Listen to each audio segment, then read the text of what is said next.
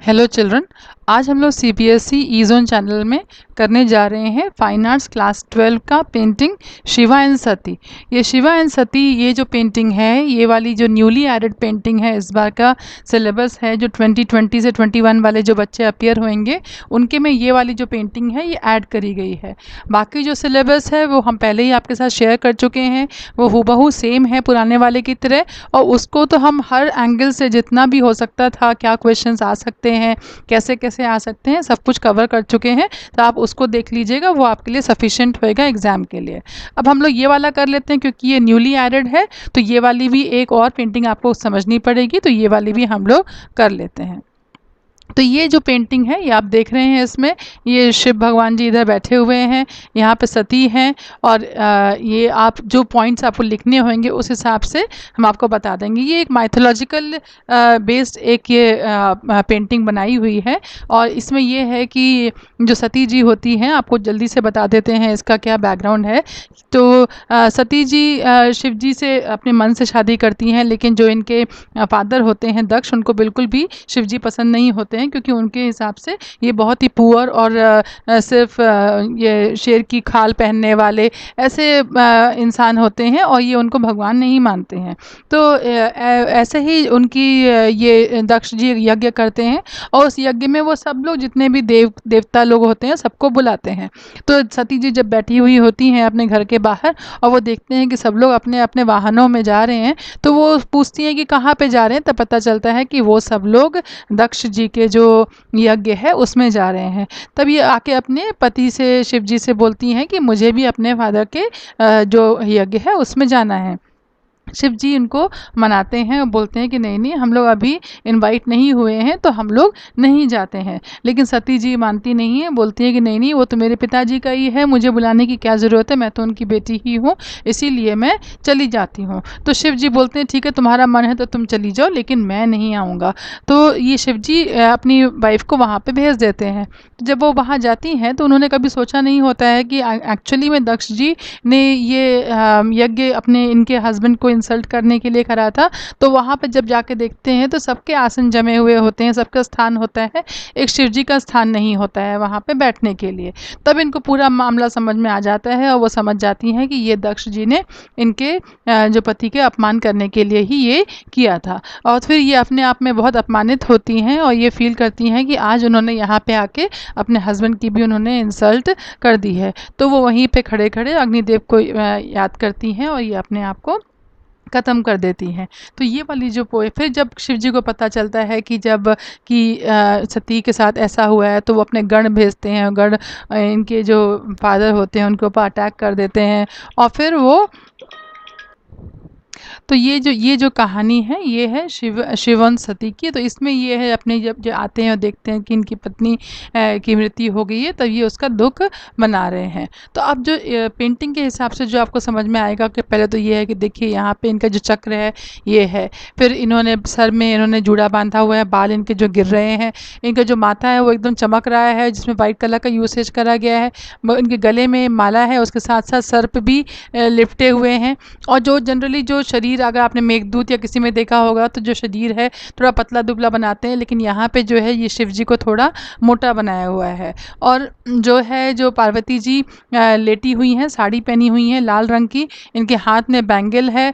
इधर भी जो इन्होंने जो आर्म्स में इन्होंने यहाँ पे भी अपनी ज्वेलरी पहनी हुई है, आर्मलेट बोलते हैं, गले में नेकलेस पहना हुआ है, यहाँ पे ब्रेसलेट है, और इनकी जो साड़ी है वो लूज़ एकदम पड़ी हुई है, और ज़मीन में भी वो यहाँ पे रखी हुई है।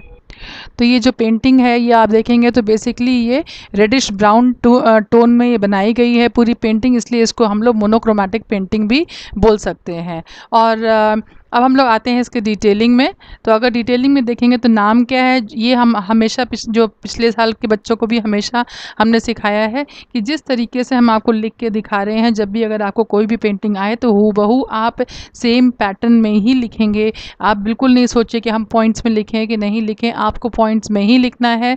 और आप एकदम जिस तरीके से इसकी स्टार्टिंग है, नेम, आर्टिस्ट, पीरियड, एकदम आप वही लिखिए, उसमें आप बिल्कुल भी आप चेंज नहीं लाइए। ये मेरी रिक्वेस्ट है। अगर आप ऐसा करेंगे तो आपको ये एकदम सही रहेगा, आपको अच्छे मार्क्स इसमें मिल जाएंगे। अब है नाम शिवा एन सती, आर्टिस्ट नंदलाल बोस, काफ़ी फेमस पेंटर हैं ये। पीरियड 1908 से 1950 तक आप लिख सकते हैं। कई किताबों में हमको 1908 मिला, कई किताबों में मुझे 1947 मिला। तो इससे कि अगर कोई भी कन्फ्यूजन होए और आप गलत हो जाएं, इससे अच्छा है कि आप इधर से लेकर इधर तक का पूरा पीरियड इसमें लिख दीजिए। मीडियम है जो वो है water colour on paper, tempera में है। अब कलर क्या है, सीपिया है। कलर सेपिया कलर क्या होता है, जो सेपिया कलर जो बेसिकली जो बोला जाता है वो रेडिश ब्राउन कलर होता है। और जनरली वो मोनोक्रोम जो फोटोग्राफ से पेंटिंग्स करी जाती थी 19th या 20th सेंचुरी में, तो उसमें ये कलर यूज़ करा जाता था। वही जो हम लोग ने देखा था उसमें बेसिक कलर क्या है, रेडिश ब्राउन कलर ही यूज़ करा गया है पूरी पेंटिंग में। अब ये स्कूल है, ये बंगाल स्कूल का है लेकिन मॉडर्न ईरा में है, इसलिए बंगाल स्कूल मॉडर्न पेंटिंग है ये। कर्टिसी मतलब कहाँ पे ये मिलेगी, तो ये मिलेगी national gallery of modern art, new Delhi में ये मिल सकती है। तो ये जो चीज़ें हैं ये आपको वैसे भी कोई पेंटिंग आए तो भी आप लिखिएगा। और ये इसलिए भी ज़रूरी है कि जब भी 1 मार्क के क्वेश्चंस आते हैं जनरली वो इसी में से ही पूछे जाते हैं, इसी में से घूम फिर आके इसको पूछा जाता है। तो ये आपको पक्का करना बहुत बहुत ज़रूरी है। अब हम लोग आते हैं इसका सब्जेक्ट मैटर का। तो जब भी आप पेंटिंग लिखेंगे तो सबसे पहले आप इसका जो है, अब जो सब्जेक्ट मैटर है, जैसे कि हम आपको हमेशा सिखाते आए हैं कि जब भी आप सब्जेक्ट मैटर या फिर कंपोजिशन के बारे में लिख रहे हैं पेंटिंग में, तो इसमें एलिमेंट्स ऑफ आर्ट के जो भी कीवर्ड्स हैं उनको इस्तेमाल करना बहुत ज़रूरी है। क्योंकि आप सिर्फ अगर पेंटिंग को दिखा दें कि शिव जी बैठे हुए हैं, उनके पैर में, उनकी गोदी में उनकी पत्नी लेटी हुई हैं, तो ये उससे बात नहीं चलेगी। क्योंकि आप सब लोग अगर फाइन आर्ट्स के बच्चे हैं तो आपको फाइन आर्ट्स के पर्सपेक्टिव से उसमें क्या खूबी दिख रही है वो आपको बतानी पड़ेगी। तो आपको इसी हिसाब से आपको पूरा का पूरा कंपोजिशन लिखना पड़ेगा। वो बाकी जो कीवर्ड्स के कैसे कैसे यूसेज कर सकते हैं ये हमने आपको अपने कीवर्ड्स वाला एक जो वीडियो है उसमें बताया हुआ है, उसको आप रेफ़र कर सकते हैं। पहले तो जब भी कोई पेंटिंग हो तो आप ये स्टार्ट करिए कि पहले वो पेंटिंग वर्टिकल पेंटिंग है कि वो हॉरिजॉन्टल पेंटिंग है। तो इसमें क्या है, this is a vertical painting. अब क्या है, पेंटिंग किस में बेस्ड है, ये माइथोलॉजिकल इवेंट है लॉर्ड शिवा एंड वाइफ का, सती का, उसके ऊपर ये पेंटिंग बनाई गई है। और ये पेंटिंग ये जो है, ये पेंटिंग जो इंस्पायर हुई है अजंता पेंटिंग्स हैं, उनमें से ये एक पेंटिंग मतलब उसी में से इंस्पिरेशन इसका लिया गया है। तो जो टाइटल ऑफ द पेंटिंग है ये एकदम ही सूटेबल है, शिवा एंड सती, और वो ही इन्होंने दिखाया है जो कि पेंटिंग में है। तो इसमें क्या है कि शिवा जो ग्राउंड में बैठे हुए हैं और वो अपने गॉडेस सती को अपने आर्म्स में ये लिए हुए हैं। तो ये आपका हो गया सब्जेक्ट मैटर, मतलब किसके बारे में ये पेंटिंग है, इसमें आप ये लिखेंगे। अब हम लोग आते हैं कंपोजिशन में, मतलब हम लोग जो ये बनाई गई है उस पर्सपेक्टिव से हम इस पेंटिंग को डिस्क्राइब करेंगे। तो पहला क्या है, ये है मोनोक्रोमैटिक पेंटिंग। हमने आपको दिखा दिया था ये मोनोक्रोमैटिक पेंटिंग क्यों है, क्योंकि बेसिक इसका कलर क्या है, ब्राउनिश रेड कलर, इसी का इस्तेमाल करा गया है। सेपिया कलर क्या यूज़ करा गया था, ये मोनोक्रोमैटिक पेंटिंग बनाने के लिए यूज़ करा गया था। और इसमें बेसिकली डोमिनेंट कलर है ब्राउन कलर। अब क्या है, halo of yellow colour has been shown behind Shiva's head. तो शिव भगवान जी के पीछे चक्र बना हुआ है, वो आप इसमें लिख सकते हैं। और ये पिक्चर ये जो स्पेस पॉइंट ऑफ व्यू से आपको ये दिखाना पड़ता है कि वो पेंटिंग कहाँ पे है, सेंटर में है, कि जो स्पेस यूटिलाइजेशन कितना अच्छा करा गया है। तो ये लॉर्ड शिवा का जो पेंटिंग है ये एकदम सेंटर ऑफ द पिक्चर में है, और लॉर्ड शिवा वहाँ पे बैठे हुए हैं, वो बहुत दुखी दिख रहे हैं, और वो अपनी पत्नी को बहुत ऐसे बहुत हेल्पलेस सिचुएशन में देख रहे हैं, जिसमें कि वो मतलब जब इंसान लाचार हो जाता है उस सिचुएशन में उनको देख रहे हैं। उनके हाथ दोनों स्ट्रेच्ड हैं और वो अपनी वाइफ नाइफ को पकड़े हुए हैं, जो कि ऐसा लग रहा है शायद जैसे कि बेहोश हैं। जैसे कि हम तो नहीं बोल सकते कि वो अभी मर गई हैं कि जिंदा हैं, इसलिए हमने लिख दिया कि वो बेहोश हैं। तो सती जी हैं वो उनके जो लेफ्ट नी में लेटी हुई हैं, उनका जो चेहरा है वो एकदम पीला पड़ा हुआ है और उनकी जो आंखें हैं वो बंद हैं।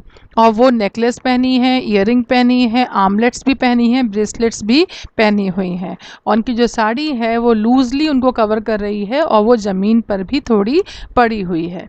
ये सब हमने आपको दिखा दिया था पेंटिंग में। अब शिव भगवान जी का जो फोरहेड है वो एकदम ब्राइट है, एकदम चमक रहा है। क्यों? क्योंकि वाइट कलर का यूसेज फोरहेड में करा गया है। उनके जो बाल हैं वो टाई करे हुए हैं, बन मतलब जूड़े में सिर के ऊपर। और उनके जो बाकी जो बाल हैं वो उनके शोल्डर्स में पीछे की तरफ पड़े हुए हैं। और वो भी नेकलेस पहने हुए हैं और स्नेक भी उनके गले के किनारे किनारे बंधा हुआ है। जो शिव जी हैं वो थोड़े से बल्कि मतलब थोड़े से मोटे लग रहे हैं। और जो फोरग्राउंड है जो पेंटिंग का, फोरग्राउंड और बैकग्राउंड, फोरग्राउंड मतलब आगे वाला जो है, तो जो वो थोड़ा सा जो ब्लर्ड बनाया गया है, जिसमें कि violet, brownish and whitish colour, मतलब वो एकदम धुंधला सा जैसे विजन देने के लिए बनाया गया है, जिसमें violet, brownish and whitish colour का इस्तेमाल किया गया है। देखिए वायलेट कलर और ब्राउनिश कलर और का इस्तेमाल इन्होंने करा हुआ है। और अब क्या है कि अब जो नंदलाल बोस हैं उनका अपने आप में जो पेंटर हैं उनका ये बोला जाता है कि वो लाइंस का बहुत अच्छा प्रयोग करते हैं। उनकी पेंटिंग में बहुत अच्छा स्मूथनेस होती है, टोन बहुत अच्छा होता है।